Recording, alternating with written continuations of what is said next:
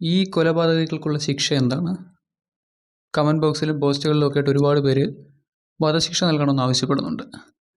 ഇനി അഥവാ ഇവരെ വധശിക്ഷയ്ക്ക് വിധിച്ചാൽ തന്നെ ആ ശിക്ഷ നടപ്പിലാക്കപ്പെടുമോ? എത്രയെത്ര കേസുകൾ നമുക്ക് ഉദാഹരണങ്ങളുണ്ട്. വധശിക്ഷ വിധിച്ചിട്ടും ശിക്ഷ നടപ്പിലാക്കപ്പെടാതെ പോകുന്ന എത്രയെത്ര ഉദാഹരണങ്ങൾ. അതിലൊന്നായിട്ട് ഇതും മാറും. അതുതന്നെയാണ് നടക്കാൻ പോകുന്നത്. കുറച്ച് നാൾ ഇവർ ജയിലിൽ കിടക്കും, പിന്നെ അവർ പുറത്തിറങ്ങും, വീണ്ടും അവരുടെ ഇഷ്ടത്തിനനുസരിച്ച് അവർ ജീവിക്കും. ഇത് തന്നെ ഇങ്ങനെ റിപ്പീറ്റ് ചെയ്തുകൊണ്ടിരിക്കുക. അതുകൊണ്ട് തന്നെയാണ് ക്രൈംസിൻ്റെ റേറ്റ് ഇവിടെ കൂടുന്നതും.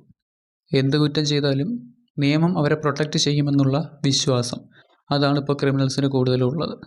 ജയിലെന്ന് പറയുന്നത് ഇപ്പോൾ അവർക്കൊരു അമ്യൂസ്മെൻറ്റ് പാർക്ക് പോലെയാണ്. അവിടെ പോകുന്നതും അവിടെ ജീവിക്കുന്നതും അവർക്കൊരു ബുദ്ധിമുട്ടേ അല്ല. കുറച്ച് നാൾ കഴിഞ്ഞാൽ ഒരു കുഴപ്പമില്ലാതെ അവർക്ക് പുറത്തിറങ്ങാൻ പറ്റും.